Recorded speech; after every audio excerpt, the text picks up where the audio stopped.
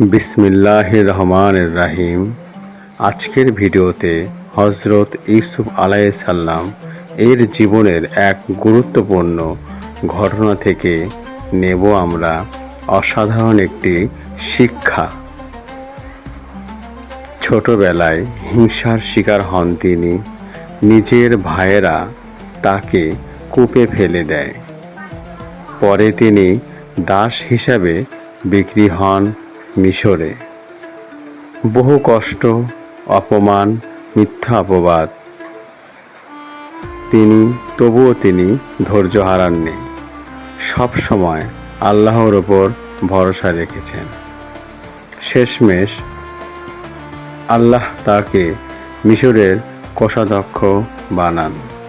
একদিন সেই ভাইয়েরা খাদ্যের খোঁজে তার কাছেই আসে। তখন তিনি প্রতিশোধ নেননি, বরং বলেন, আজ তোমাদের জন্য কোনো দোষারোপ নেই। আল্লাহ তোমাদের ক্ষমা করুন, তিনি তো পরম দয়ালু। সূরা ইউসুফ আয়াত 92। এই ঘটনা আমাদের শেখায় ধৈর্যই সফলতার চাবিকাঠি।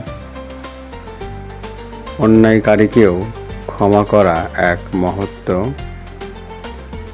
আল্লাহ যাকে মর্যাদা দিতে চান তাকে কেউ ঠেকাতে পারে না।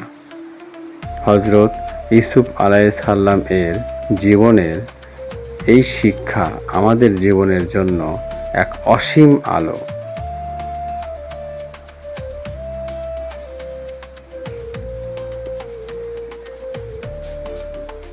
সাবস্ক্রাইব করুন সিরে নূর, ইসলামিক শিক্ষায় আলোকিত হতে।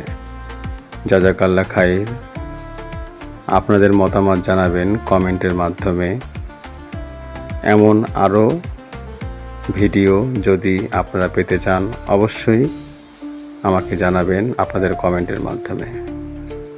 আসসালামু আলাইকুম ওয়া রাহমাতুল্লাহি ওয়া বারাকাতুহু।